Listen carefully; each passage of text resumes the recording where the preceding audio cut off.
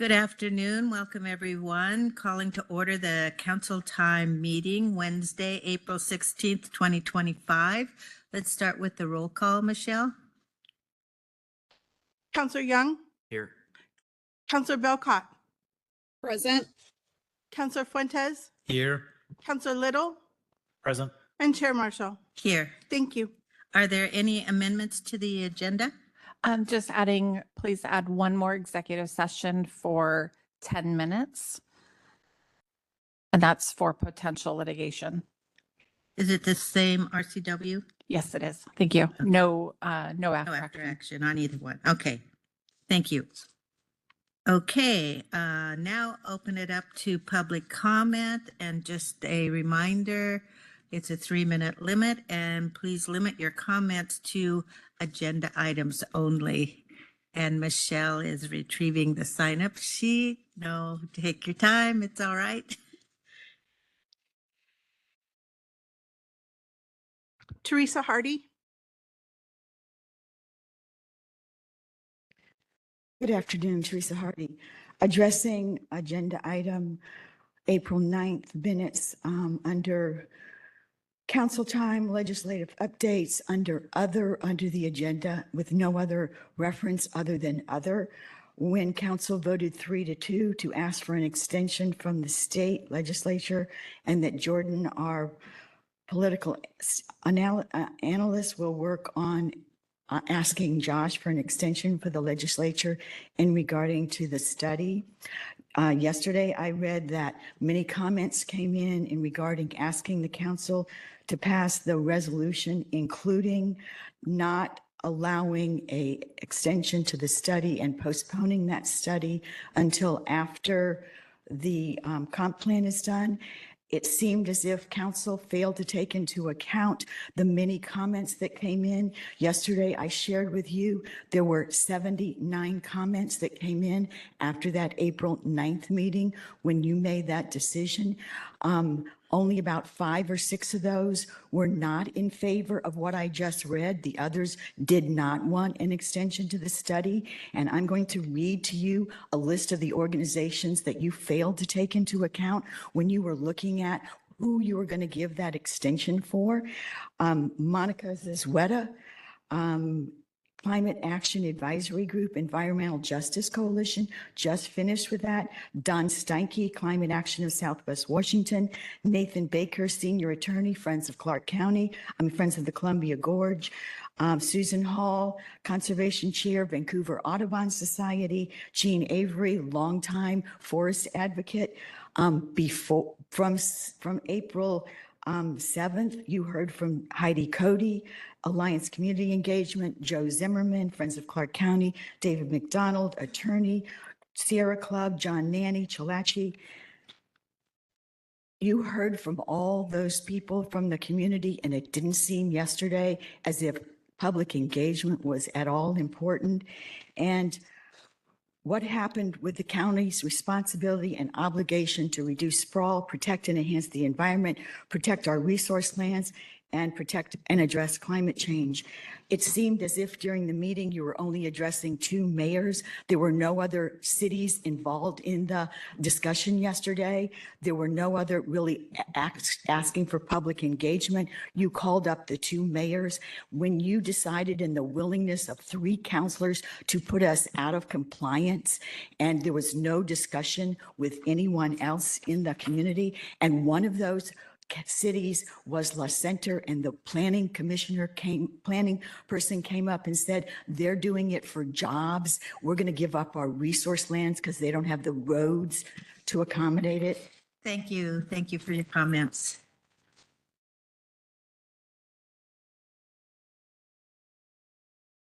Carmen De Leon. That's me. And I go by Mellow too. So you guys make corrections, right? So we're talking about the minutes of the 9th, and I made the mistake. I said 44,000 when I meant 400,000, which relates to the 400,000 Clark County voters who don't want TriMet, as opposed to your puny little, 15, 20 people who keep showing up wanting it, who don't have the $1 billion of debt in mind for a measly less than 1,000 ridership a day. And the needs of the few do not outweigh the needs of the many. So maybe they'll stop being so selfish, because the light rail will only bring more crime and have more money leaking into Portland, while we have all the people invited over here to come and commit crimes. And nobody wants that. And I would hope that you would see the easy way out, which is to put Michelle Belcock back, but you don't mind spending the taxpayers' money and suing each other because you just make money come out of nowhere. Because you could easily motion, and go, boom, she's back. But I guess Miss Ogle has obviously paid Mr. Fuentes there to be her puppet in the city, because everything, No personal okay, attacks. it's not a personal attack, it's a fact. She contributed to his being sitting where he is. She gave $1,000 to him, and now he's doing everything she wants. And so do you, because I've asked the county to pay attention to the city of Vancouver and all the rat business that's going on, all the racketeering, that you know what's going on. And instead of putting a stop to it, you say, I wash my hands of it. Then what are you good for? What are all the other cities good for? The mayor is coming to you and saying, I want this and that. You're not going to listen? What are you good for? Just putting us more into, and yeah, I looked at the legislature. You want me to talk more about this stuff? Look at the legislator. Look at that. You don't seem to care about this country because you're not helping them one single iota, trying to get illegals out of here. And taking away their money and taking away their power doesn't help. You need to get more Remind- police. Keep it to If- agenda items. Okay, you want to put 5,000 more households into Clark County, so where's the police to cover that? And how come I'm seeing ads in Portland for $100,000 to become chips? Where's the competition? You know, yeah, the cost of living is more, but it looks real pretty to see $100,000 a year when, you know, teachers don't even make that. I don't even want to talk about how little they make compared to you guys. And you guys are spending money like it's going out of style, when you guys are saying we've got a shortfall, but then you want to put yourself $1 billion in the hole. So where's the common sense there? There is none, you know? And I feel sorry for you, because it's not going to be on us. It's going to be on our children, who are going to have to pay the billions of dollars that you're not thinking about. Thank you. Is there anyone else signed up?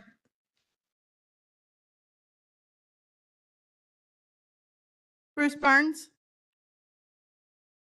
And just a reminder, public comments are on agenda items only. Thank you. Good afternoon, county councilors and chair. Marshall, I'm here to speak on the 4.2, the law and order. My question is how are we going to fix the prosecution in this community? They don't prosecute anybody. Our jail is full. It's about $536,000 per week to incarcerate, 500, people that are repeat offenders, on and on and on and on and on. My girlfriend and I go out and play pool 3 times a week. It's absolutely an open drug air market at these bars that you go to play pool, because there's not another place to go play pool except for a bar. And the amount of drug dealing that's going on in there, and to find out that we don't even have a task force for drug enforcement anymore, and the sheriff's department, the Vancouver PD doesn't do anything. As a matter of fact, my girlfriend was ripped off by a man that owes this community $1.6 million in stolen, wrecked equipment, scammed credit cards, and you name it, and they can't even prosecute this person, because you know why? They're not prosecuting any private property crime, which is credit card theft, right? Or people that have lost cash, or their bank's been invaded. It's only major crimes, which is murder or rape, kidnapping, or human trafficking is all they're prosecuting here in this community. Why? When I look at my taxes, it says I'm paying for 4 different things, right? School, police, roads, and fire, right? All of which are broken, right? And I've met John. I've talked to John. He's a great guy, right? He's trying to do his best. But we got a huge problem when a person that shouldn't have firearms is got videos out shooting a fully automatic weapon, right? That's a huge problem to me. I'm a gun owner. I'm a full proponent of Second Amendment and my First Amendment, because I can't even talk at the city council except for one night per month, right? They've taken all that away, okay? So we need more law and order. We need our police out there doing the job that they're being paid to do, and they can't do the job they're paid to do because I can't even make an appointment to talk to my prosecuting attorney. You won't meet with anybody. Their office staff won't even call you back. So what kind of customer service is that when you're an elected official and you won't even meet with the public? It's disturbing to me. We need to do something better. And there's 5 county councilors here and a county manager. This needs to be addressed. It needs to be addressed. We need people prosecuted and thrown in prison, not in a county jail. If they're repeat offenders, here's what they do. They go to court. This particular person, his name's Keegan Anderson. He says, oh, I've got an attorney. The next time he comes to court, he says, oh, I don't have an attorney. I need a court-appointed one. It's just this big hamster wheel of this dude screwing with the system, and the judges don't do anything about it. This needs to stop. Thank you very much. Thank you. I don't have anybody else. There's someone else in the room. Yep, thank you. Please Please come state your forward. name for the record. Yes. Good afternoon. My name's Deborah Taylor. I started my journey back summer when somebody ripped me off in this community and I didn't know really what was taking place. The first time I spoke at the council meetings, and I did a variety of them, I was really disappointed because they turned off the TV and I had people and other victims wanting to hear me. I'm up here representing others as well. And my freedom of speech was taken away at that point because they didn't hear it. So I continued my journey to figure out how to solve this. BPD told me, not sure what we could do for you. So I said, well, let's just do what we can. And I'm going to try to make a difference so this doesn't happen to somebody else. Bruce helped me along, and we've went all over our communities. I've been to all the businesses that my credit cards were used at. I've spoken to hundreds of businesses and people that work at them in relation to Keegan Anderson. And in my own investigation, not any department's investigation, my own, there is $1,600,000 that has been scammed, taken, stolen from people in our community. I stood up at the beginning of fall and stated this. And in that time period, I've been to LNI because he claimed he had he was a Anderson Excavation Services, licensed, bonded, and insured. He's not. It's just an LLC, which he used my credit card to renew his license or his business license. He stated to me he had a driver's license. In my research, he does not, because of, I guess, of the child support orders that he owes, 3 of them, that these women never get payment. We're paying for services that they need, which I respectfully know of. And I've spoke with all of them, and nothing's ever done. If you look at the records, they've gone through court. When he was arrested in December, he stated he works under the table so he doesn't have to pay child support. I've been to Department of Revenue, nothing. LNI, nothing. No tickets, no investigation. In fact, Frank Zika up in Olympia was the person that was in charge. He yelled at me on the phone and completely harassed me. I do have a protection order. It's domestic violence. Financial abuse is domestic violence. And he's doing this all over our community. There's other women that have been taken for their credit cards, the businesses that have been taken, all the rental equipments, even our local businesses here in town, $10,000 for chainsaws. It is unbelievable. And I feel like I'm on a hamster wheel. I have made appointments. I've tried to call. I've tried to use people that I know, like Ed Barnes, to try to get me into the prosecutor's office. Nothing. I speak and also listen to these community council meetings. I've never been involved in politics, and I am disturbed. Thank you very Thank you. much for your comments. That's all that's in the room. I do have one caller online. Okay.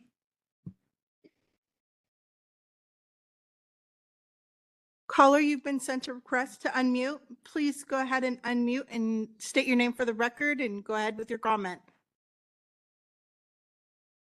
God afternoon, Kimberly Goheen Elbin. First of all, no Pledge of Allegiance or invocation today, I see. And the people are speaking right now, and you must obey us. First, I think the 9 a.m. Presentation this morning was a waste of hard-earned tax dollars.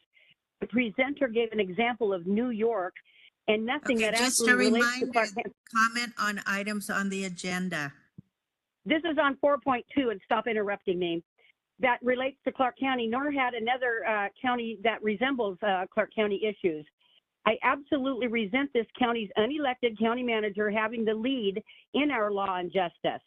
Unelected officials do not have the best interest of the people, nor are they accountable to the people's law and justice system. One example is I should have direct communication with our elected sheriff and his office. I hear that if I write an email to Sheriff Horsch, an administrator and probably the unelected boss county manager reads those emails before the sheriff or intended recipients. That must stop. So I will write my letter to Sheriff Horsch and I will be hand delivering it to him, and you are not to intervene. The sheriff's office is the people's entity to safeguard us against a tyrannical government, of which I consider you are. I'm seeking citizens who can step up and take an active role in fixing our law and justice system, which includes the judicial system, the prosecutorial system, of which have unlimited fundings, yet our public defense, which I consider a public safety priority #1 issue, is underfunded. And that has resulted in people's rights to a speedy trial, and they stay in jail at horrible times. We, the people, must fix these issues as we organize a group to discuss all of the issues. Each day in court, many defendants are forced to waive their speedy trial, and that results in a long stay in jail, as many inmates complain that their public defender is so overbooked with defendants that they cannot visit in a timely manner to talk about their cases. In my son Cleve Goheen Rengo's case, I have filed a judicial complaint on Judge Gregerson, which is active and accepted. I have filed a prosecutorial complaint on Prosecutor Dan Gasparino, and I will soon file a complaint on Tony Golick and his department. I hesitate filing on the Public Defender's Office as they are overbooked and struggle to give a constitutional defense. Considering it is difficult to trust our law and justice system, I am in contact with Mr. Swaby and will support him as he seeks to bring the Public Defense Office to constitutional standards. The Public Defense Department must be as financially equipped with lawyers as is the prosecutor's office, and it is not. Law and justice in Clark County is failing, and I propose a Department of Governmental Efficiency. Okay, thank you. Your time's up. Is there anyone else? Okay, thank you. Okay, moving on to old business. I'll entertain a motion to approve the April 9th, 2025 minutes. So moved. Second. Okay, moved and seconded. Any corrections or changes? Hearing none, all those in favor say aye. Aye. Aye. Aye. Okay, motion carries. Then moving right on to Law and Justice, Sheriff's Office, Jail, and Impacts. Good afternoon, Council. We've had a lot of discussion on law and justice, both specifically as Sheriff's Office, as well as law and justice impacts in our community, both in our 101s and in work sessions. And this, I will say, this discussion started last year, so it's a continuation of that work. I would like to provide a succinct overview today of what the needs are, potential collaboration opportunities that we have, legislative session, and potential options. And then Mark Gasaway will be sharing the actual cost of what has been presented to council with the actual dollar amounts for the revenue options. And then we'll talk about next steps. So with that said, as you've heard, there are needs. There's a potential need in law and justice support for additional Vancouver police officers. They have not gone out for another measure yet, but I anticipate they will be. Same with a sheriff's office. The sheriff's office does support the unincorporated outside of the cities. There's a request from the sheriff for additional deputies and non-sworn personnel. And so there, we'd also need a potential increase for that, as well as the law and justice impacts. And when I talk about law and justice impacts, just as a reminder, that's the prosecution, defense, the jail, the clerk, and the courts. So Superior District and Juvenile Court. As you've heard this morning as well, jail capital is a real need here. The steering committee has been working on this for over a year, I believe, with two counselors who are actually on the meeting to really review where we're at today, what needs do we need to help serve the population that's there, as well as support our staff. The jail was built in the 80s and has not been updated since. And then along with the capital, we have jail staffing. So those are separate than the law and justice impacts. They're very distinctly different. We can't lose sight that we currently have a structural deficit in the general fund. What that means is our revenues are not keeping pace with our expenses, and we'll show that deficit, I believe it's between 11 and 17 million ongoing. And I also want to note that while law and justice encompasses more than 70% of our general fund, there are other county departments and offices who also are understaffed because we have not grown as an organization over the years to try to maintain our balanced budget and maintain the current service level that we have. So I don't want to lose sight that outside of law and justice, there are county needs as well. So with that said, I did want to just provide a quick opportunity on the collaboration. So we did have a discussion with the City of Vancouver last week. It went really well. I truly appreciate Lon and his approach to collaboration and finding opportunities where we can work together. Understanding that law and justice is a system that impacts every jurisdiction in the county and every resident in this county. They are supportive of working with the county on potential opportunities. It could look like for supporting capital. We're looking at the lens of how can we maximize our ability to obtain financial resources to support the critical needs and have less impact on the residents who have to support that financially. They're still in discussion on timing on when they may go back out for another proposition. I don't anticipate that's going to happen in August, but there is a small possibility. He and I will keep in constant contact over the next couple of weeks, as if we're going to put anything on an August ballot. As I mentioned before, the deadline is May 5th. So we would have to have a special council meeting by the end of the month to approve a resolution that would be going to the auditor's office. Transitioning to the legislative session. As you know, it's changing day by day. It's coming to an end towards the end of this month. There's a few items that are key that we're following that could have direct financial impacts to the law and justice system. One is the criminal justice sales tax that was discussed this morning. It's a new sales tax. The funding, like I said, it's shifting day to day. That is a council-matic one, so council could actually take that tax. There is the property tax levy that currently council can take up to 1% annually to support our revenue stream. They're looking at upping that to 3%. I do want to note that, while this is council-matic, council can't commit future councils to that. So it is an annual decision with the council during the budget process. Public safety sales tax, while it has stalled out, I still have that on the list of potential council-matic. Highly doubt it's going to go anywhere, but you never know with the last minute updates and changes in the session. The REIT funding flexibility that was talked about this morning. There is a jail capital request in this session for about $1.5 million that we're hoping will continue and make it through in the budget. And then I also want to mention that there was a discussion with a state delegation member, and there is a potential of capital funding request for the jail in the next year's legislative session. So we want to, however we go out for the jail and make decisions on bonding, to make sure we have language in there to give us that flexibility to bring it down quicker if we can, if we're getting other capital funding needs. Potential options. So public safety sales tax, and part of this is the collaboration with the city.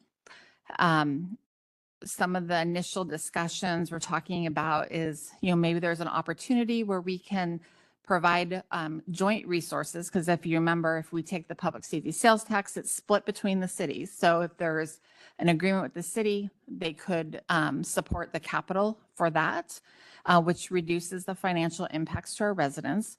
I know last year we talked about the levy lift and that cost, and I believe it was about $145,000, $150,000 $100,000 a year, dollars a year to do that levy the lift. With the public safety sales tax, it would actually be significantly lower. So it's a manner in which there's a potential that we can work together. Therefore, we can do a bond internally, not have to go out for a vote for the supermajority. And then that would bring down also the cost to our residents. Kathleen, can I add something real Of quick? course. As the presentation this morning, as we looked at the UTGO and Duncan had the calculation on the side per resident, 150, and then it would come down to 144. By maximizing the public safety sales tax of the city, we would not have that burden be placed on the taxpayer. It'd be a sales tax driven decision instead of something on the property tax. Just wanted to loop that back. And also, as mentioned earlier in this morning too, in the criminal justice sales tax, this is also pending in legislation that could, be used potentially for sheriff deputies, maybe even partially for structural deficit, because we can't lose sight of that as well. That would also be a councilmatic decision. The 3% property tax, again, that's the annual one that you can do right now. It's up to 1%. This can be directly tied to the structural deficit. The 1% is approximately 780,000, I think, for this year. So, 3% would boost that. You times that by 3, and then if the council took it every year, it compounds. So it would increase by that 780 every year. And I can, if I remember my numbers right, I think it was 6. I'm gonna look at Emily. I think it was 6 out of 12 years, council did not take the 1%, which would have cost the residents between $18 and $22 a year. And it cost us $37.5 million. So that's what I'm saying. It's less per resident, but it actually generates the revenue needed to cover inflation, cover our budget, cover the services. Levy lid lift. This could also be used, for jail staffing, for additional jail capacity. Only needs a simple majority vote. It was brought this morning, the juvenile detention facility and jail sales tax is an option. And there are other funding opportunities like the communications 911 tax, which basically that also goes out to the vote. It would provide funding for CRESA, but it then would eliminate the amount that we have to pay from the sheriff's office to CRESA, which is about $2.5 million from general fund. And we would actually then keep that funding because CRESA would have the funding from the vote. Let me make sure I haven't missed anything. How much was that communications tax potential revenue? It would only impact us about $2.5 million. Thank you. Yes.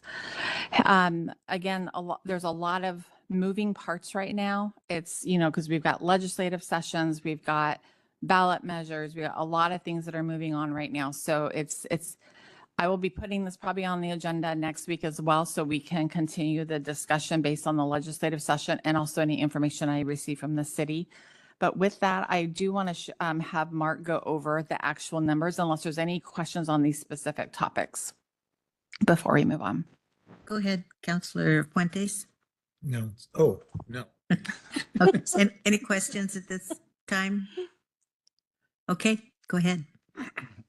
Okay, before we look at the numbers and the model that I've created, I want to talk about the data.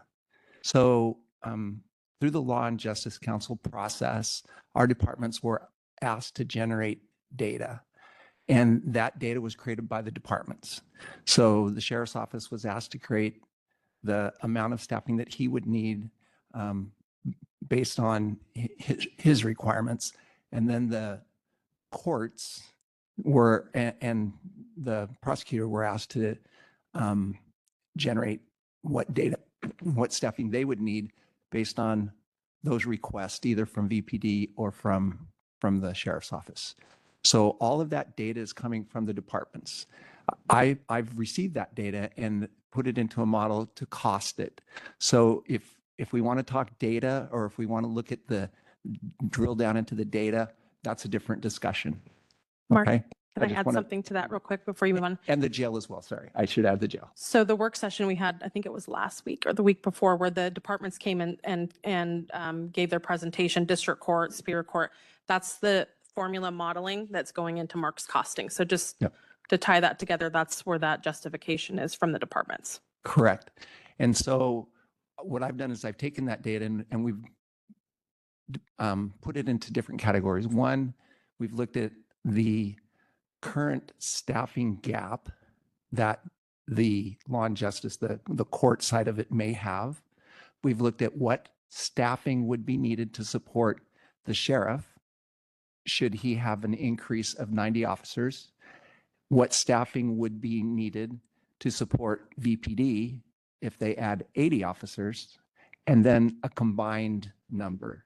So I am going to present numbers in each of those categories. Okay, so if you go to the first tab. I just have a note of clarification. So the VPD would be the additional support in the law and justice system to support if they're successful in Yes. getting their 80 Exactly. additional deputies and whatever else is included. Yes, and we've just started having discussions with them as Kathleen said on Friday about what that impact was, and there may be some adjustments there. Mark, can I add something real quick to Chair's question, to Chair's point?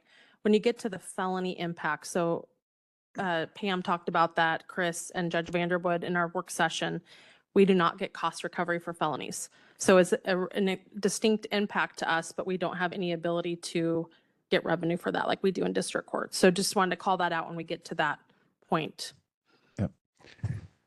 So what I've done is I brought forward the models to a summary page, and that's where we're going to start. If you want to go into the detail, we can go to each of the tabs and show how each of those calculations work. But I want to start with this summary page. So across the top in line 4, okay, that is the projected existing general fund deficit if we do nothing else. Okay, so that is currently what the 6-year forecast, and this extends it out a little bit further. You can see that there's more than 6 years here. That's because we're looking at this law and justice model and we want to have comparable numbers. So across the top is the operating deficit in the general fund currently, and it extrapolates it out over the next 8 years. The second, and again, to Kathleen's point, because this was a law and justice focused exercise, I have a current court staffing gap line in there, but there are other gaps as well. This is, again, we're just dealing with law and justice here, but it doesn't include, HR, IT, other areas that could possibly have gaps. Okay.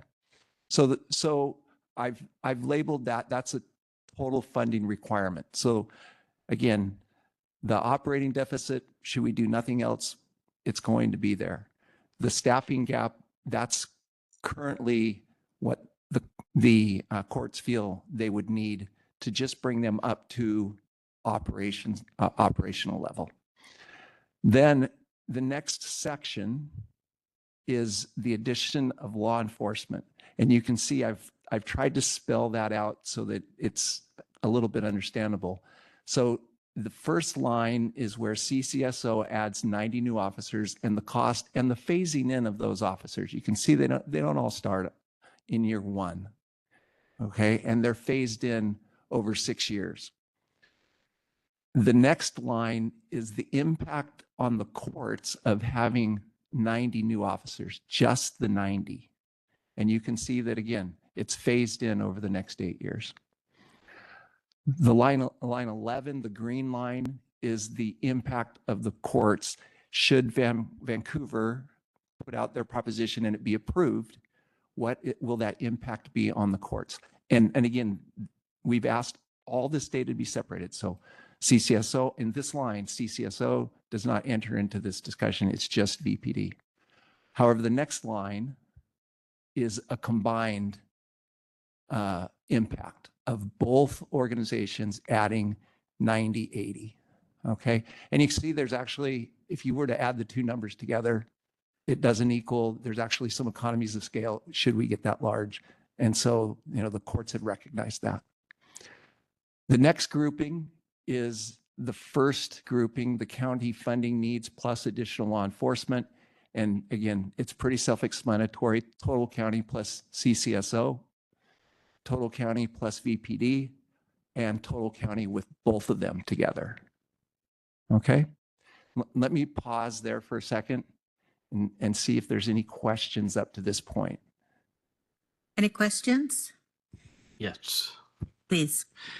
So can you please clarify for me what exactly the general fund operating deficit is? Is that essentially the net amount that's coming from the general fund to support law and justice at this point beyond the revenues that we receive, or? Not just law and justice. There's other things in general fund besides law and justice, although law and justice is over 70% of the general fund. In a given year, we have revenues in general fund and expenses in general fund that are operating, not capital, just operating. And so right now in 2025, we balanced our budget with one-time fund balance because our revenues are lower than our current expenses. Okay, so that's the operating piece. So this is not just law and justice. This is everything. okay. And then so my next question then is, when we get down to line 14, 15, 16, is that inclusive of the number we just discussed? Yes. So if you look at line 14, when I say total county, that you would go up to line 6, where it's total funding required. See line 6 there? And total county means line 6. Okay, so that's inclusive of the deficit that we are currently have with all services. And the staffing gap, correct. Okay, thank you. Okay. Another way to think about the structural deficit is think of your savings account, and you're paying out of your savings account, but you're paying more what's in your savings account, right? And so eventually you're gonna have to stop paying something because you don't have any more money in there because you're paying more than what you actually have. Right. Okay. So we're on a pause before I go on to the jail project information. Any other questions of what this looks like? Okay, so you can see again, as we go out over time, the numbers by year. And I do want to say one thing. To build a model like this, it takes building in assumptions. And so I can guarantee you that these are not actual numbers. These are assumed numbers based on the best information that we have today. Once the legislature ends in April, we may have things we have to change. I don't know, but I'm telling you, if we come in 2027 and have a general fund operating deficit of almost $15 million, I can't guarantee that will happen. It could be higher, could be lower. We just don't know. So. Okay, let me go down to the last section. It's called Jail Project, and this is for the operation piece of the jail only. This is the additional staffing that will be required once the jail begins to develop and is expanded and takes on a different responsibility than it is today. So that first line, line 19, is the projection of what the new operating FTEs. Again, you saw some of that this morning. We're almost doubling the number of FTEs in the jail. So as it builds out over time, once we get to 2033, it will cost about $30 million for the staff operating of the jail. Then again, just like I did before, I've tried to give some perspective of what the costs would be. Again, line 21 is the operating or the new jail staffing plus the general fund up in line 6. Okay, so wherever it says total county, think of line 6. The jail would be line 19. And then I've just added accumulation. So total county is line 6. The jail is line 19, CCSO, and the impact of the courts would come from lines 9 and 10. Sure. So I've tried to lay out just different accumulations of what it might look like under different circumstances. This question, go ahead. Mark, for the new jail staffing, is that an assumption on the full jail build out or partial? Yes. It is the full. Okay. Yes, Thank you. it's the full staffing needs should once it's completely built out, again, you can see that it phases in over time depending on the different completion stages of completion. So, okay. Questions on this? This is a summary page. All of this is linked to individual costing models on different tabs if you want to go there at some point or spend time going through it, along with the assumptions of how we created that. You can call me or we can do it now, whenever. But To follow up question related to the new jail staffing, when would the jail actually come online? Or I'm just not, should that number be 0, or I'm not sure what that means to have So a number there in 26. This is based on the So- tentative construction schedule, I Based think. on the phasing of the construction Yeah. plan. And then they have to be hired and trained a year before the post. So that's how we've built That's- that over the time. And remember when we went over the South Tower, that's the orientation housing, mental health, and the detox area. That's where the biggest portion of the staffing is. And then the North Tower goes on 2031, excuse me. I Yeah. just wasn't sure on Yeah. that first year, so. That's bringing how we do people that. on. And it's a year Got and it. yeah. Chair. Other questions? And I'm assuming that the jail is going to be built in phases. So as certain phases are completed, you'll be staffing them, correct? Correct. Makes Yes. Okay, we're good. Okay, let's go to, if you could go to the one that says revenue, it's right next to it. Yes. It says revenue options. Okay, so what I've done here, and Kathleen already kind of introduced this during her introduction. I just wanted to give you kind of a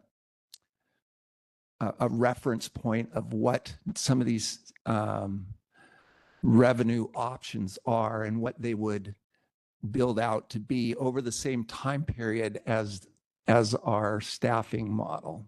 So up at the top is the juvenile detention and jail sales tax, how much it would provide. Starting in 2026, it's about 14.5 million, and it grows up to almost 19 million by 2033. So again, as we think about how we're going to fund these operational needs, we can kind of match up with, well, what does the revenue build out to be over time? The second one is the public safety sales tax. There's been a lot of discussion of how much the county receives, how much the cities receive, and possibly making agreements there, and what revenue it will provide as this 8-year plan gets built out. Criminal justice sales tax. I haven't asked a reference on that. That's how it's currently written in the legislation, how it would be distributed. If it changes, I would need to change how that distribution would work. Kathleen referred to the communication sales tax. That would be a county-wide tax that would be used by CRESA to help fund their 911 operations. We currently pay about $2.5 million a year. This would relieve not only us, but the cities as well, and the fire districts from having to pay in as members of CRESA. Again, should that tax be approved. Then the last one we've talked about, and I've again have an asterisk or a reference on this one, levy lid lift. There are so many versions of a levy lid lift. Hundreds of versions depending on what we wanted to do if that's the route we choose. I did put in one example. This would be a 10 cent per thousand increase and the amount that would generate, and it's scalable. So if we did 20 cents, it would be double the numbers that are on this schedule right here. So again, that's just for reference. Mark, can you talk about what our levy lift capacity is just in general? And that was in the discussion this morning as well. We currently have 75 cents. Our cap is $1.80, and we're currently at 75 cents. So we could go up to $1.05 would max that cap. And again, there are other things that go along. For example, our total cap for all of our property taxes is like 540. We're not anywhere near that, so I'm not too concerned about that number. It would be just the cap within the general fund itself that we would want to watch. So again, this is just, again, for reference so that you can see, hey, if we choose this option, here's what it would, likely generate or approximately generate. How can we match that up with our operations need? And then again, if, going back to this morning's discussion on capital, we also have this almost the same list for our capital needs. The only difference would be is if we were to go out for the bonding option that would be directly tied to that revenue. Okay, that's the only one that's not listed on here. So that's what this model does. It's interactive. You can look at it. You can, we can play with it. It will be fine-tuned over time as we have more discussions with Vancouver and try and determine, do we have the right data in there for, the impact of Vancouver. If, the officer request numbers change, or not request, but if they change based on what we end up deciding, I can change the numbers as well. So again, it's an interactive model. So One thing I'll add before I see Councilor Little hitting his button. One thing I'll add, and we talked about this morning with the policy levers that people pull within the law and justice arena. Just a point of caution. For example, VPD can choose today the model of what their policing will be.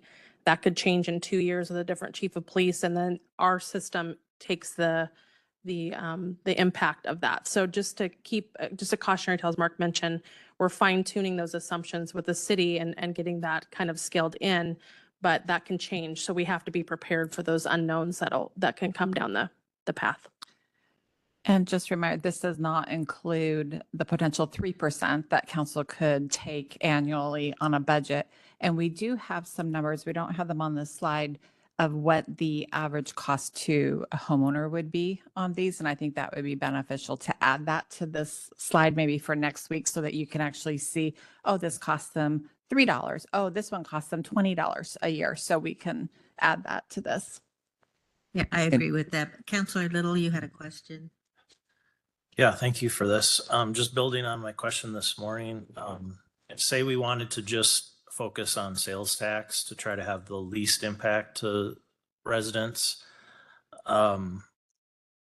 Could potentially the public safety sales tax, if we had a good agreement with the city and we maximize the 521 million, would that be sufficient to cover everything? And if not, would that, combined with the juvenile detention facility and jail sales tax, provide all the needs that we need over a 30-year time frame? I believe that Yes. they confirmed that this morning. Yes, public safety sales tax, if there was an agreement with the city and the county, that would cover for the bond for capital. For the bond and almost some of the operations and Yes. maintenance. So you're correct, Councilor Little. So up to that 521 that Duncan was projecting out. And then the difference could be paid for with the juvenile justice sales tax for the leftover operation and maintenance. Yeah. But unfortunately, it would have to be two separate ballot measures that could Correct. potentially be on August, but would be very hard to pass too, I would assume. Yes. Okay, thank you. You're But welcome. We need to cover everything. What's that, Chair? Oh, It- the two yeah, votes in to line with cover that, everything. is it potential that we say go for the public safety sales tax first, get started with parts of the revenue needs from each department and the jail, and follow up with another one? Or would you need assurances that we have the ability to pay all of it before you start any bond, The latter. the latter? Yeah, so Okay. the first thing is the public safety, I'll just use an example. If the public safety sales tax, if we were to go out in November and we continued our discussions with the city and there was agreed upon, ILA, that's what we would do for the capital piece. Then we take, Mark, correct me if I'm wrong, it's a 2 to 3 month lag for sales tax to come through for? So what happens with sales tax? If you were to do it in November, you have a 75-day notification period for the Department of Revenue, and then it's the beginning of the quarter following that. So that 75 days would happen sometime in February. They would not start collecting it until April 1st, and then there's a two-month lag in remittance. So we would not see any of it June, until May. So in the whole encompassing piece, so say that was our capital piece and we have that passed in November and we know that that revenue source is coming in. Sometime in that February timeframe, we would have to decide what piece we would go out for operation and maintenance, because we're not going to bond anything even internally unless the staffing is Right. solidified. Yeah. Okay, thank you. And just last question to follow up on all that. If we were trying to make a May 5th deadline, have something on our agenda by the end of April, would you need direction today on where we're going, or when is the latest that you'd need direction from us? I only need 24 hours notice to do a special council meeting.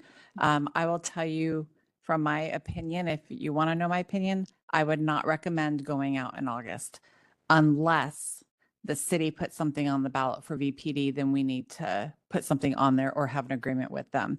Reason being, there's a lot of legislative items that are through. And I also understand that there is was it a levy, the lift or a bond for the libraries going on in August? I don't think it's going to be successful. And we haven't been out in the community talking, because part of all this is an intentional public relations campaign to educate and to hear what the residents think and what their appetite is. And we don't have that. So I would recommend, at the earliest something in November, but nothing in August unless we need to respond to the city. Michelle, can you go back to the summary tab just so that we can kind of, like what Kathleen's discussing, of looking at each lever that we pull?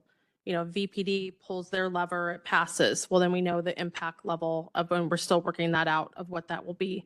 The sheriff's office staffing and the impact level that will be. So those are all a lever piece that we need to see, one, what happens through the legislature through the end of this month. And I think that will be a huge deciding factor. The 911 tax, that's another element that could alleviate for the sheriff's side. There's various things I think that we can pull, but again, that's the entire impact. So trying creatively to come up with ways that we can do that, like Kathleen said, between agreements with the city is crucial. And I don't think the city's anticipating going out in August, but it hasn't been solidified. So that's. If I could just interject here, just to follow up on a couple things that Councillor Little said. What is it that you need from this council today? Because I know there's a lot of elements that are still in play. What do you need from us that could help us Just provide that? feedback Just general on the feedback. information. And if you have any other questions that we can follow up on. Like I said, I think it'll be good to show the impact per homeowner based on the average home. I think that's a good data point for you all. And then we'll just keep monitoring what the city's going to do and the legislature. But we're not developing a specific recommendation today. No. Okay, it's just general feedback. And then just another thought, as far as the sales tax being the least impact, I think a sales tax is often talked about as the most regressive. So I don't know if we have comparisons on, a level of fairness as far as who's pays what compared sales the tax homeowner. to Yeah. property tax. So that'd be a piece of information I'd be interested in. Councillor Fuentes and then Councillor Young. Thank you. County Manager Kathleen Otto, you mentioned earlier that you were engaged in conversations with the city, and by the city, you mean the city of Vancouver, correct? Correct. And I imagine you're in conversations with them about the proposed new criminal justice sales tax and the juvenile. Is that those are conversations you're having, and how they could contribute to the revenue generation? I would say all of the above, not just those. So the 3%, the Okay. public safety sales tax, the bank capacity that might be available for different jurisdictions. So everything was discussed. Thank you. Now, Yes. the city makes up 69% of the incorporated residents of the county. Are we having conversations with all cities? We will be, yes. Okay, thank you. Yes, especially oh. when for jail, absolutely. Okay. And then also looking, as Amber said, we don't recoup any costs for felonies, and that's the majority of the people who are in our jail. And so, and they don't have to pay for it, but we're hoping that they will. Thank you, because everybody needs to make a contribution. Yes. Thank you. Yes. And I would just say the cities are aware we're contemplating all of this and the jail and wondering what we're going to do when. So Yeah. the sooner we can try to figure that out and let them know, because they may be coming forward with public safety, sales tax, and other measures for their jurisdictions. But I think there's a spirit of collaboration. Yes. Go ahead, Councilor Young. Yes, so I would like to expand a little bit on your comments about the sales tax. You know, for me, I own a home. It's pretty easy for me to determine the impact. If you rent, it's trickier because some to all of that impact will land on you. If you own a home, you can kind of maybe calculate that out, but you don't know what your landlord will do. If you live in an apartment complex, it becomes very complex then at that point to try to figure out what the impact would be to you. With sales tax, I have never saved all my receipts through here and figured out how much money that I spent that was taxed. And so I'm wondering if we could look to see if there's any studies that would go basically by income band to determine how much they spend or are likely to spend so that we can figure out kind of an impact level to that. I can look. I mean, I don't know of any, but It would just be nice because it seems it's so simple to just say it's just 0.1%, but the real direct impact to that is really difficult to understand. The sales tax goes to the state before we get it. So I don't know if they know what the income ban yeah, tied to that is. I don't know. I mean, we'd have to, it's probably outside of what a state agency would have. It's probably more of a consumer type of a survey or something. If it may not exist, but if we could look just a little bit, it would certainly be very helpful in this discussion to understand how we're impacting different income bands. Sure. And Counselor Young, I would say too, when you look at the totality of everything and the different models that Mark brought up today and the jail conversation we had this morning, it's going to take a mixture of probably all 3 or 4 to hit anything remotely to impacts the jail piece. We were just discussing mostly the sales tax this morning, but to get anywhere in that number, that would have to be a levy probably on top of the sales tax. So there is, and Kathleen's point of the 3%, what that impact is, and seeing that coupled to whatever we add on needs to be side by side so we can see what that impact overall is going to be to the taxpayer or someone who's out purchasing items in our community. Sure. Hi. Oh, Kathleen and Amber, this is Sarah, the Chief Deputy Treasurer. I did want to just say that in the back of Duncan's report, he did provide some taxpayer impacts related to the different sales tax options, specifically public safety sales tax and that criminal justice sales tax. And it looks like if the 2/10 were approved on the public safety sales tax, it's about $2 per $1,000 purchase. Just to quantify it based on like $1,000 of goods being purchased. Thank you, Sarah. You're welcome. Okay, other questions, Councilor Little? Yeah. Has there been any analysis done on the potential success rate of a ballot initiative August versus a full November where there's different turnout rates? Or could we get some kind of political analysis of likelihood of success for those two different types of voter turnout? We can certainly look into historical, but the changing climate, I mean, there was law and justice stuff that just failed, right? In Camas. And I know last year up north, I think it was Thurston County, they failed. So it's not just about the date, it's about the climate in the community, because it has significant, and I know the sheriff has talked about this too, it has significantly changed since before COVID about Sure. people's appetite with law and justice. I'm just looking at a whole bunch of different ballots of midterm, so to speak, versus the Primary versus yeah, the general. Just looking at voter turnout and whether that affects the likelihood of I know ballots that being passed. we were looking at, depending on what happens with the legislature, and then we really know what our get closer to what our path's going to be after that ends in the end of April. Polling was a part of our Yes. PR piece of hiring a company to do polling. I know City of Vancouver has been looking into that too for their particular measure, and we've been sharing that information. So I think we'll have enough, we'll have some decent data. I wouldn't say the best data because Kathleen's right, the climate has changed, but we'll have enough to make the best assumption we can. I think that's all we can do with And that. the other thing that's not included in this is it cost us money to put stuff on a ballot. Yes, A lot, potentially. I had seen something of close to $1 million. for August. And part of that is due to the number of items that are on a ballot. So the more that's on, the less expensive. Yes. So that, yeah. And then some of these have to be on a primary or general and cannot be done like in a February or April ballot. All that can be sorted you. out when we get closer to what we're really We can, looking at. yes. Okay. Councilor Fuentes Yeah. and Councilor Belcott, please jump in if you have some questions too. Thank you. Councillor Little makes a good point, right? What's going to ensure that we successfully convince our community members the need? I mean, we hear that from folks here that there's a need, and I think a good indicator is outreach. The more time we have, the more time we can engage with our community and educate them on the need for law and justice support and staffing in the jail, et cetera, the more success we'll have. And I heard from somebody at the city, won't name any names, but Proposition 8 failed for that same reason. They didn't do a really good job of educating the community about the importance of increasing their staffing at VPD. And so I hope they learned from that mistake, but let's learn from their mistake as well. So thank you for committing to that. You did say that, but if November seems more feasible in order to convince the community about the need for this, then I think that's what we should do. And I think Kathleen hit it with, the city's looking at August carefully because the library's on it.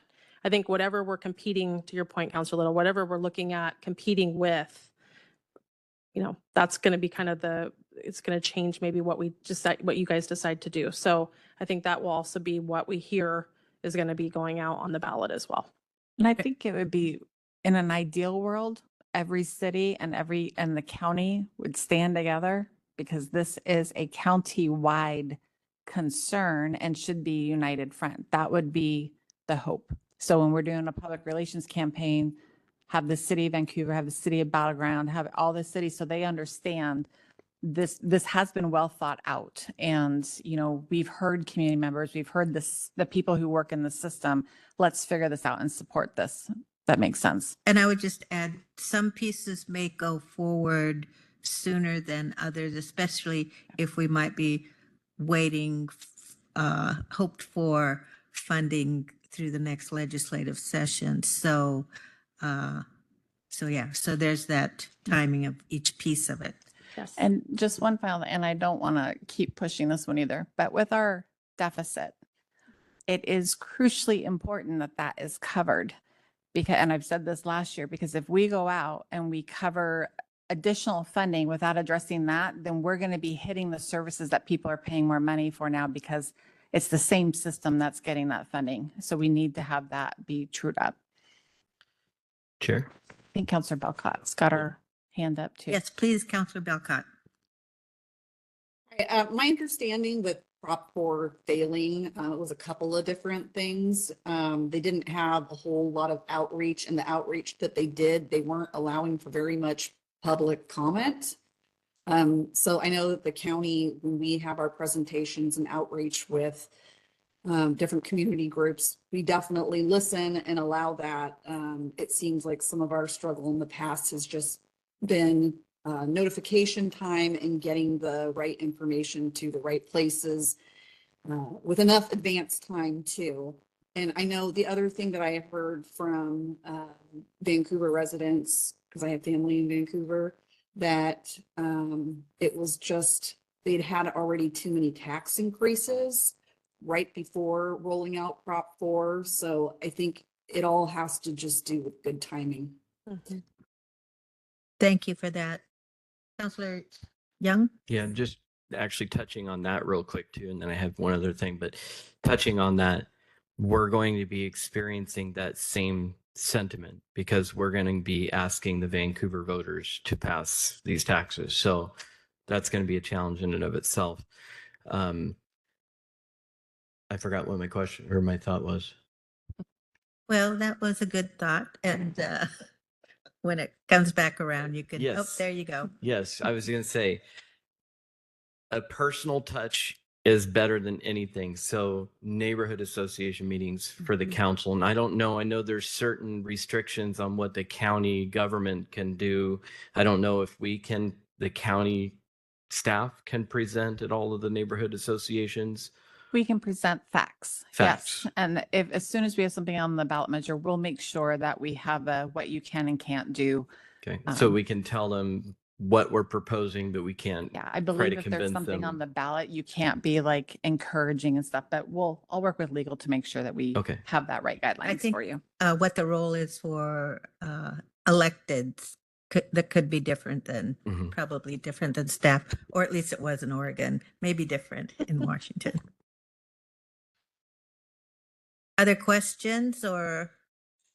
I think Kathleen mentioned we'll have this on next week's council and probably continued on until the end of the legislation session.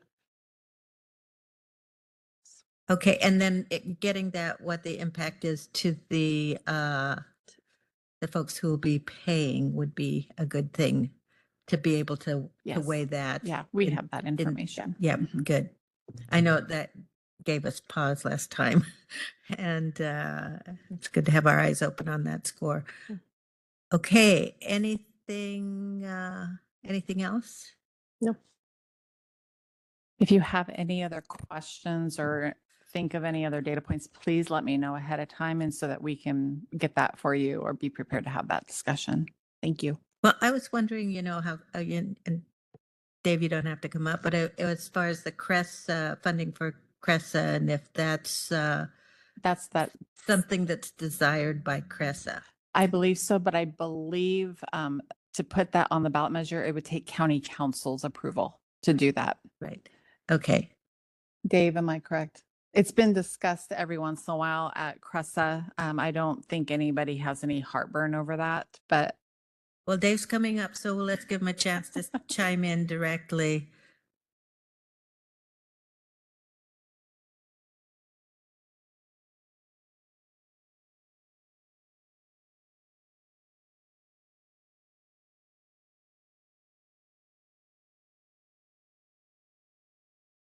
How about now?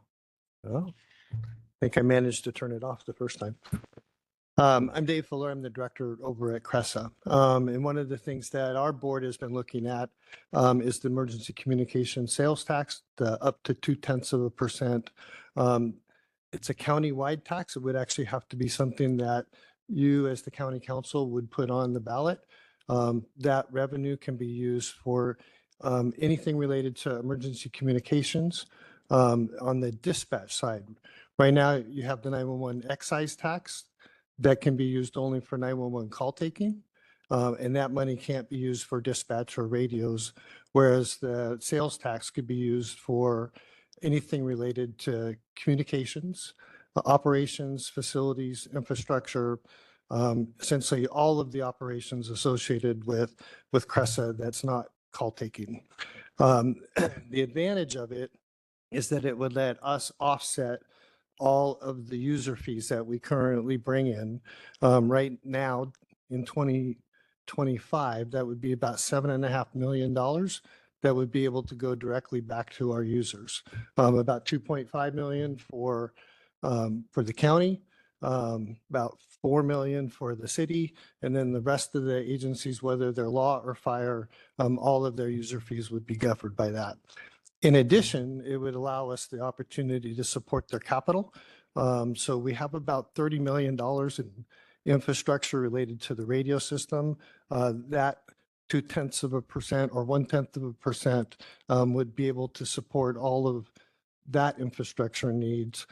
So radios, MDCs, anything associated with communications and being able to operate the system. So it's really an opportunity to help benefit the system as a whole and bring in a kind of a different revenue source than what we currently have. Right, and save all of those jurisdictions some funds. And I think that also is a good reason to go into all of this in a most collaborative way with all of the jurisdictions. Yes. You. You betcha. Question, maybe stay up for just a second. Okay. With this particular tax, could an ILA be attempted as well with the cities if we were to use that funding for jail purposes or whatnot? Yes, I would say any funding can happen through an ILA. Okay. Yes. All right. And then you kind of alluded to it, but I'm asking, is this something that really would benefit Cressa, or is it something that is just more looked at as a way that we can get some funds and move it to the law enforcement? Yeah, no, in this particular case, I think this is a revenue stream that would not only help all of our user agencies, but also help Cressa. We have some ongoing needs as it relates to infrastructure for the radio side, the CAD, the phone system. We're at a point where we're going to have to be looking at a new facility down the line. And this actually provides us the mechanism to be able to address not only Cressa's needs, but make sure that we're helping address all of the first responder needs as well. I wonder if this is a piece that could move forward more quickly if we decide it's something we supported. I think we should bring it up at the next Cressa meeting. It would have to be across the board. This is the request. That's right. You have your own board. I do. And if it's something that if it's something that you're interested in, I know it's something that the board's interested in. I know I have a couple board members sitting here right now. And I guess I would just need to know the timeline and whether or not we needed to call a special board meeting for the Cressa board. So. Okay, great. Appreciate you thinking about this. And I did want to acknowledge that all the law justice system, put in time and effort in this. We inadvertently forgot to include Cressa. There will be an impact to Cressa if we have 90 or 80 additional officers. That will have a direct impact to Cressa, which in the end, I think will come back at least through our portion and through the different jurisdictions, it will cost additional funding that is not included in this. Sorry to have left you Right. out. So we apologize, Dave.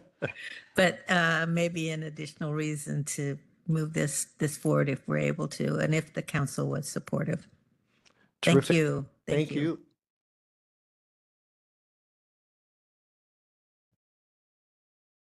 Kathleen, your comment reminds me of one thing. When we're looking at the model right here, we're costing out operations. And just like Cressa will have an impact of this, there will be an impact to the facilities that we'll need to provide to house these people. That is not calculated into this. So if we have to add, 300 people through our whole law and justice system, we have to figure out where to put them. And so that's a future discussion to have. Of course, we'll have capacity in a new jail for the jail people, but you'll have district court, superior court, clerk's office, all these other, and more CCSO officers as well. So. Good point. Just thinking generally, I think, just to give you a sentiment, I would be supportive. I think we need to address these needs. We've been talking about them for some time. There's things to figure out, but just personally, I'd want to be supportive of really meeting all of the needs that we've been able to identify, and do that, in the way that will be most successful, however that might be.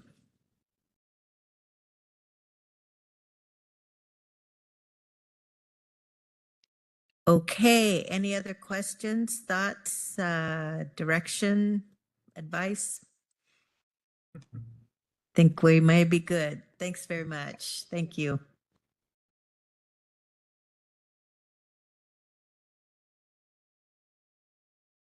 Okay, on to new business, Therapeutic Court Month 2025. It's a proclamation. I think Jordan. Hey, Jordan. There he is. Good afternoon, Council. For the record, Jordan Bogey here to present a couple of proclamations for your consideration under new business today.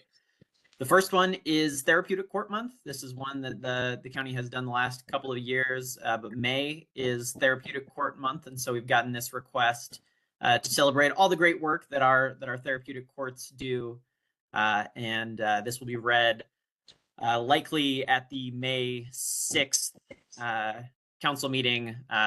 We've gotten a lot of requests in May. Let me just tee that up. I've got a couple today, and I'll be bringing several to you next week. So working to see, kind of juggling which one should be on May 6th and which one should be on May 20th, assuming the council is supportive of the ones that come forward. But at the moment, just looking to see if council is interested in doing a Therapeutic Court Month proclamation again, and if so, who might like to read it? Sure. Yes, go ahead. Oh, go ahead. Yeah, I'd be really interested in this one, and to proclaim it. I would just, you said it had come up before. Do we do this every year, or once it's done, it's done? Okay. So a little bit of both. Therapeutic Court Month is one that comes up on an annual basis, and there are a number of proclamations that are similar, that are often requested annually. There are others that are only infrequent, or sometimes, like last year, I think we did one for the 60th anniversary of the community development block grant, and that might be one that we only do every once in a while. But Therapeutic Court Month is one that we typically do annually. Okay, thank you. Okay, thanks for stepping up to do that. And thumbs up on this proclamation. See thumbs up all around. Great. On to 5.2, Chukis Heritage and Unity Day. And with this one, is there a particular event that there's going to be in the community? Yes, that is correct, Chair. So this one came to us from City of Vancouver, actually, and they have some partnerships with the Chukis organizations in the community. I think the Sakura 49ers in particular, but there is going to be on May 24th, there will be a Chukis Heritage and Unity Day celebration, and I know that council will be invited to that event. But we have gotten this request. This is one that we have not done before, to my knowledge, and so would look to see if council is interested in celebrating Chukis Heritage and Unity Day on the 24th of May. This says the 17th. I actually just got a note that they've moved it because of a conflict, so it'll be the May 24th, and we'll get that updated in the final version of this as well. But to see if there's interest from council in doing this proclamation, and if so, who might be interested in reading it. Thumbs up from me. I think thumbs up all around. Who would be interested in reading it? And would it be a good thing if someone could actually be at their event, and maybe if they'd like have us read it there? Councilor Young? Oh, I was just going to suggest Councilor Fuentes for reading it. I think his work at Fourth Plane Forward, he works with that community quite frequently. Yeah, Fourth Plane Forward does fiscally sponsor Sakura 39ers, and I manage their interpreter contracts as well. So we have a good relationship. So I'd be happy to, I guess, is what I'm trying to say. Okay, that sounds great. I was planning to attend their event, but now that it's on the 24th, I'm not going to be available. Well, I've got my own plans on the 24th. So we'll I think Councilor Fuentes will look at his calendar and see if that's a possibility. So great. Can related to Yes, go ahead. Of these two proclamations, is there a way that we can do it after we do roll call, so it feels like it's part of the meeting as opposed to like outside of the meeting? Or is there a I think you would have to do an amendment, because the order is actually listed in the rules of procedure. So any change to that would require a public hearing. But could they do an amendment to change it outside of the rules of procedure? Outside of the rules of procedure. It is listed in the rules and procedures. Yeah, it has the agenda, because we flipped around the agenda before for public comment to put it up front. So that required a public hearing. Yep. Yeah, they couldn't do it without amending the rules of procedure, I think. I'll put it on the to-do list for our update next year, unless you want it done sooner. We could, I mean, theoretically amend the agenda every meeting, but Who is this an issue for? I just thought it would fit well if we call to order and then we do all our business in one session. But I don't think we have to do it right now. Okay, put that on the list. Sounds like great. Okay, counselor reports. Are there any reports? Yes. Yes, go ahead. Thank you. And three things. So Councilor Fuentes and I got a tour and got to learn a lot about the CRESA just recently. And so we got to learn directly the needs of that great agency and what they do. I learned a lot. Also, I am on the Lower Columbia Fish Recovery Board and on behalf of the council. And there's a funding crisis, I believe. NOAA's, the National Oceanic Atmospheric Administration, they have a fund called the Pacific Coast Salmon Recovery Fund. 60% of the budget of Lower Columbia Fish Recovery Board is dependent on that source of funding. And we've heard that it's at risk of potentially being zeroed out. So I would recommend that we write a letter of support for that fund. If other council members would be interested in doing that. I would be supportive of that. Others? I see a nod and a thumb from Counselor Young and Fuentes. And okay, thumbs up all around. Thanks for bringing that to our attention. Cool. And then I think maybe you can work with Jordan on what that looks like. thumbs up from him. Okay. Good. Okay, wonderful. And then just third, Chair and I got to have a follow-up conversation with Commissioner Upthegrove, which was really positive, and we talked about the future and how we can work together on conserving our older growth, more diverse forests, that we have kind of a limited stock in the county, and it was a really good conversation. I'll let the chair describe a little bit more because I had to leave the call early, but we could not discuss the Dabbler situation because that was under litigation. So we just talked about the future and how we can work together on our future initiatives. Yes, thank you for bringing that up. And I would just say there was an interest and an openness to looking at all of the DNR land and maybe coordinating with parks and lands and see where there could be some collaboration or overlap related to trails or any number of things. But they have a patchwork of properties, so it'd be good to, and that may already be occurring to some degree they have a Southwest Washington representative, and there was also openness to going out and maybe touring some of these sites in the future. So it was very positive, and I think a good relationship building. I think the commissioner, it's really just starting out and really looking at if there's any new directions related to their management of the properties that they own. So all good. Councillor Young? yes, a couple reports, and this kind of goes along with the jail discussion. I attended the Du Bois Park neighborhood meeting, which is in the city of Vancouver. And I have for some time now been kind of prepping the neighborhoods for the jail discussion. And they seem to be very open to the subject and understanding that it's going to cost some money to do this. So there's that. And then I did also want to report, and perhaps Kathleen, in one-on-ones this week, you could discuss, there's some transition that's happening in NAC.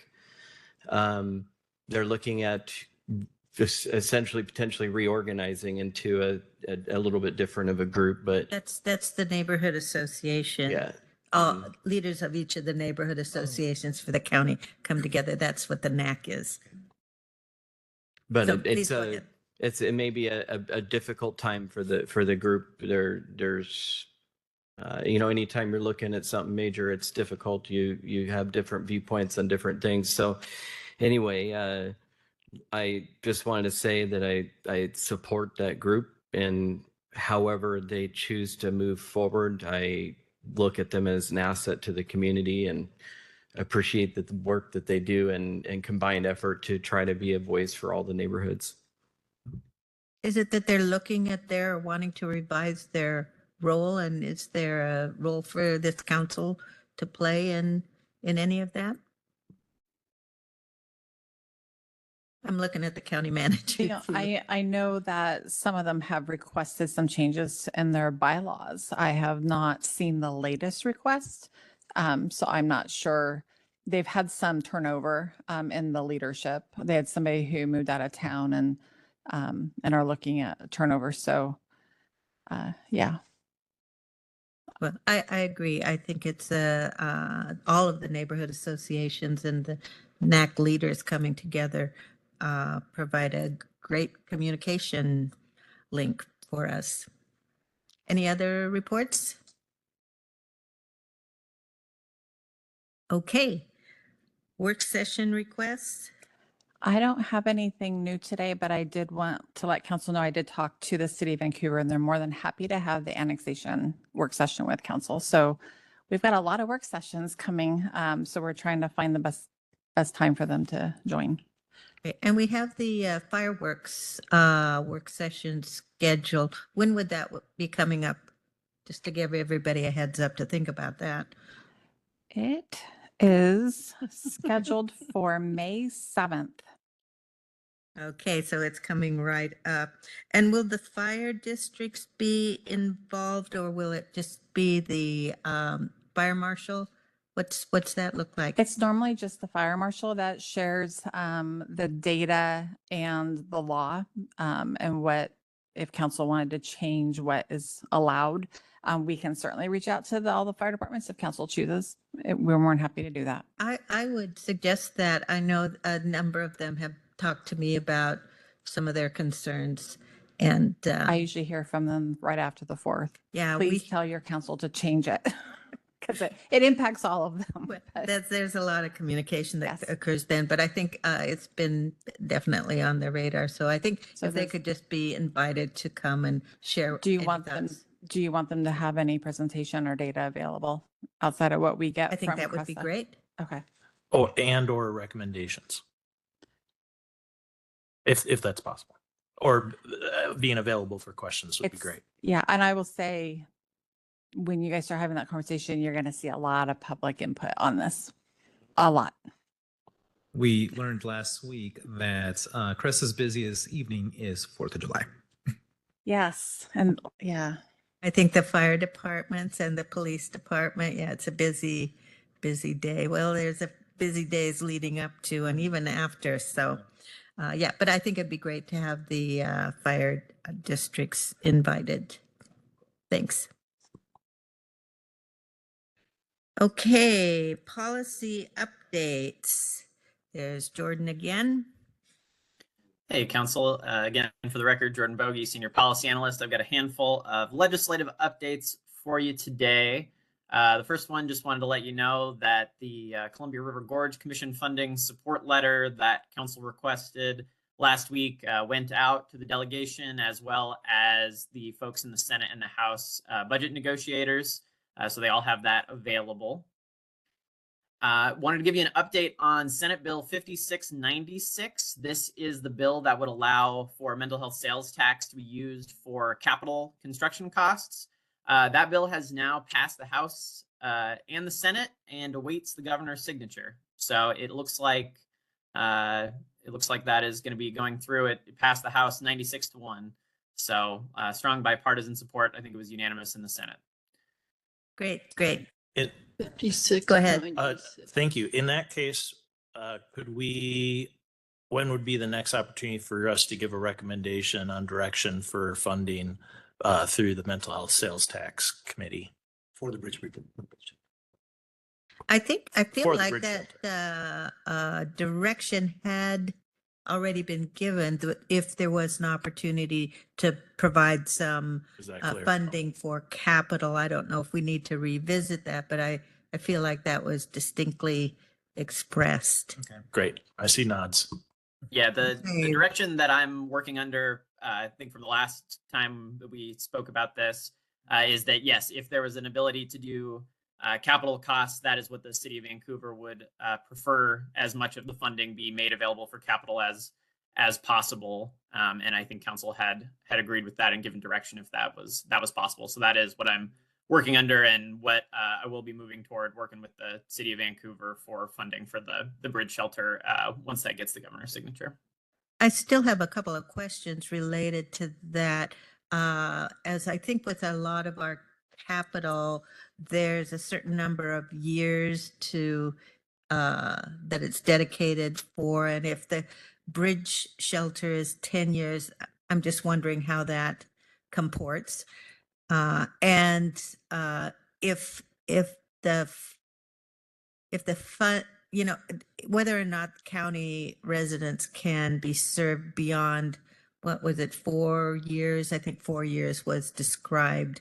So those would be, you know, how those two conditions work with the rules related to the mental health sales tax. So anything else related to that? And I think it was limited to the 4 years because of that rule in the mental health sales tax. I thought that was 3 years. And I think it was 3, I thought it was 3, and then Counselor Fuentes said 4, and then Jamie agreed. I'm going off memory. And then the jail conduit would be indefinite. That's what I thought, is that from the jail piece, if it was coming transition wise from the jail, that wouldn't be a cutoff at that We may time. need to revisit this Yeah, when it and gets I'll- right down to it. But I think the sentiment was there. Yeah, and I'll, we can add this to next week too, and I'll bring Emily in, who obviously council can change the parameters for mental health sales tax, but because there was a certain time period, but you can certainly do something outside. So we'll bring it in next week. Okay, great. Other legislative updates? Yes, I got a few more for you, and I'll also just say that any interlocal agreement that we put together with the city of Vancouver will, of course, come back to council for final approval, and so that'll spell out those terms as well. Great. Also wanted to give you an update on House Bill 1791. This was the bill that aligns the uses of REIT 1 and 2, so related to some of the conversations that council has been having. That passed the Senate yesterday. The House and the Senate did pass slightly different versions of the bill, so that will need to get harmonized.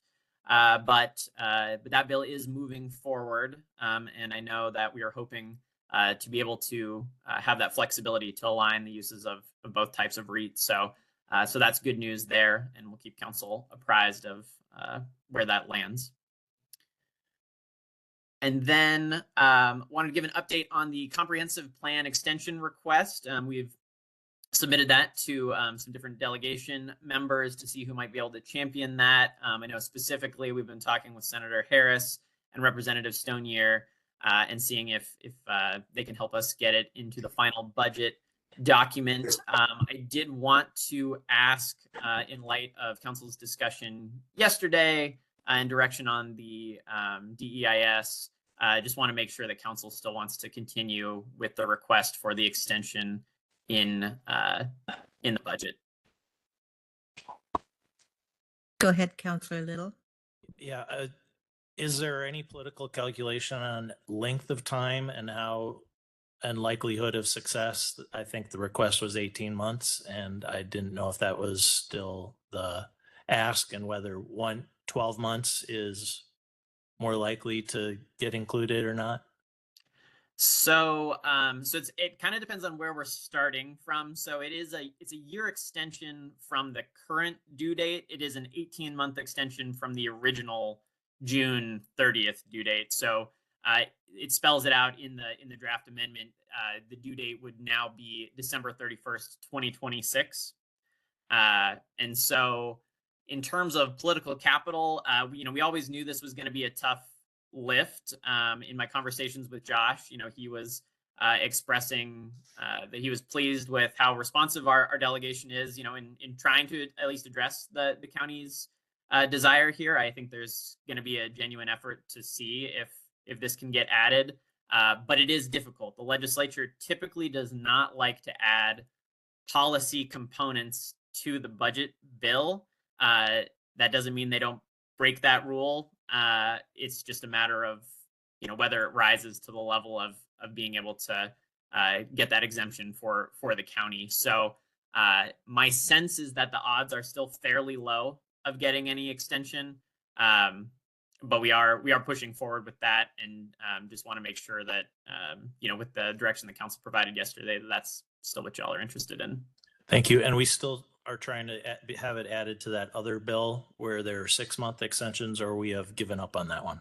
We've given up on that one. That one actually, it ended up passing the House, I believe, on the same day that council had wanted to look after the extension, and so that ship sailed essentially. Okay, I'm confused at this point. As I understood the direction that was given yesterday, was it yesterday? That the reason we shortened the length of time for the ag study was so that we could have it inform the comprehensive plan update to meet the deadline. So if the ag study is done by, what did we decide, September 1st? Yes, so we were already, prior council's direction was, can we extend? So I reached out to Commerce, they said, no, Jordan's going down this path. So I think that's why Jordan's asking right now, if council still wants him to try to get this through the system, since council did change the direction a little bit yesterday. Seems to me it's not relevant now. It sounds like it is still relevant from the pressure of the timeline. I think Jose said he'd have to change the timing of review of different commissions and stuff in order to meet that timeline. And if we had more time, it would be a more comfortable way of incorporating it. So it sounded like we could use that time if we were given it. I don't know if I think, other yeah, councilors I agree. think that's accurate. And I would also say we don't have to use it if it's granted to us, but I think it would be helpful. Okay. I heard 2. I just want to make sure, do I have 3? I only heard 2 supporting that. Which one are you supporting, Councilor Yeah, Fuentes? that was my recollection from what Counselor Little said as well. Okay, I think you got at least 3. Yeah. Thank you, Council. Okay, so just for clarification for the record, so 3 supportive of Jordan continuing to try to get the extension through the legislature. Yes. Okay, I'm thank not you. in support of, because I think that is the conversation we had, that this was kind of a long shot, right? If we got the extension, great. It works to the benefit of the planning department, but otherwise, yeah. Okay, what else you got, Jordan? Just the final thing is related to next Monday's legislative update meeting.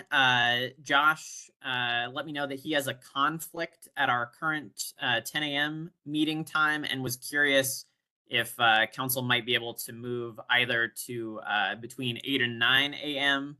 or after 11 on Monday, or if not, if council would want to skip that update session. I think after 11 is better for me. After 11. Maybe after 11.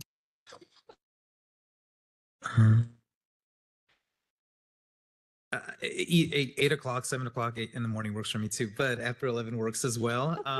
However, I'm up at 6 in the morning. However, if we need to skip because it doesn't work for the majority of us, then I mean, an email would suffice in my opinion. So. Yeah, I wouldn't want to skip it. It's like right at the tail end. Good point.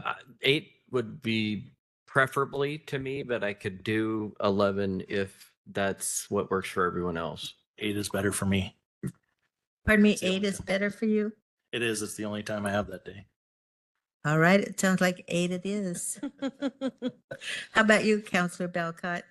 You're I probably can make taking 8. kids to I can make schools. 8 work. I can make 8 work. Okay, great. Thank you. All right. And that's all I have. Thank you all. Okay, thank you. Okay, oh, was there an other? I don't have any other items for you today.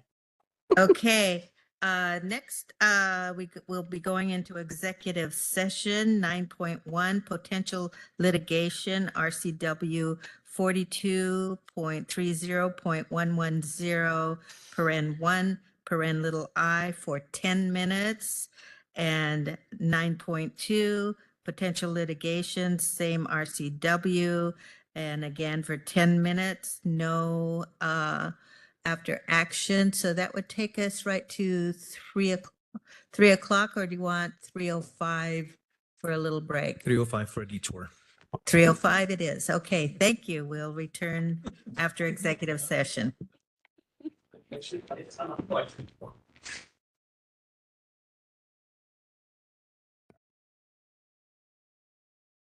The chair has asked us to announce that executive session will be extended for an additional 10 minutes and open session will reconvene at 3:15.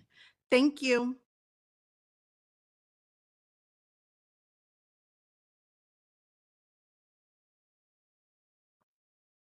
Good afternoon.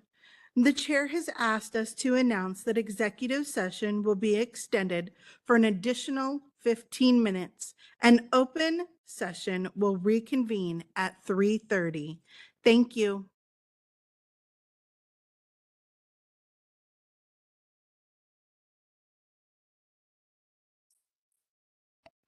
Good afternoon again.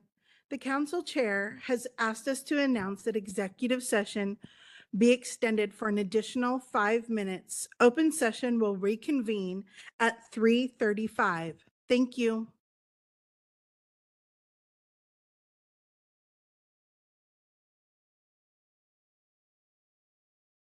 Okay, the council has returned from executive session. There's no after action, and without objection, this meeting is adjourned.